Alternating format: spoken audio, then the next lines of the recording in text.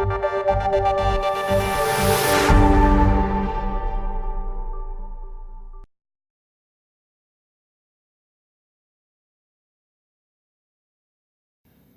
in Docplexus KOL Interviews, we have with us Dr. Eva Örtqvist. She's an internationally renowned pediatric endocrinologist who is working at the Karolinska University Hospital, which is one of the largest pediatric diabetic hospitals in Scandinavia. She has an extensive experience and publication in the field of childhood and adolescent diabetes.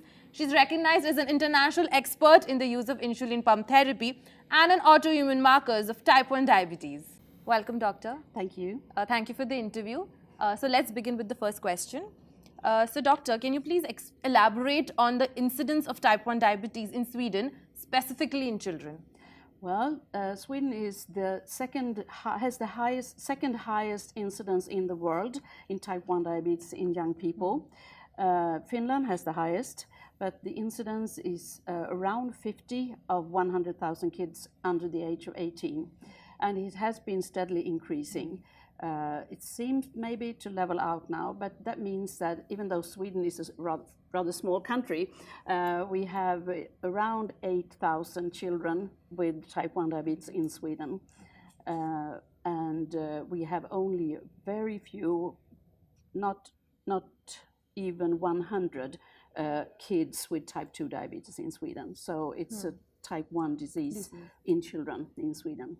Okay, so moving on to the next question. What is your experience on insulin pump resistant treatment in children with type 1 diabetes? We have a vast experience in Sweden with insulin pump treatment. Since all diabetes care is subsidized in Sweden, also in adults, we have the possibility to follow the guidelines for using insulin pumps and sensors for all children that wants to use it. So at the present, the last year, 2017, we had around 65 to 70% of all those 8,000 children were treated with insulin pump. And all small children are offered it immediately after diagnosis. We also have a vast experience of CGM, continuous glucose monitoring today. And in our guidelines, it's said that it should be offered to all children with type 1 diabetes. Okay. So doctor, my next question would be, what are the recent advancements in the treatment aspect of type 1 diabetes? Well, I think it's actually, I'm sorry to say that it's the technical revolution in diabetes treatment that is the big thing, because I wish I could say that we could cure diabetes, but we can't. So instead we have now to use the technical evolution in diabetes. And what we are now using is, as I said, CGM, continuous glucose monitoring, or flash glucose monitoring in a almost all of the patients are using this. And also the pumps that are coming now and coming in use, and we already have them with the low glucose suspend, for example, which I think can help a lot of these kids to achieve better glucose results, because that's the main thing, to have a better quality and a better future for our children. Yeah, and also about a combination of treatments.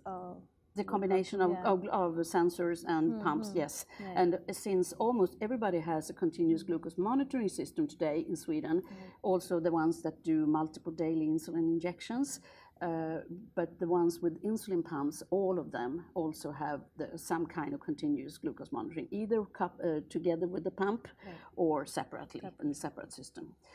And I think that's where we're going to see all the most, the evolution of diabetes treatment. And also that's going to help our patients to achieve glucose results in the long term that will lower the risk for long-term complications, which is one of the main standpoints that we have to reach. And the other one is to diminish the risk for acute complications, severe hypoglycemia and DKA.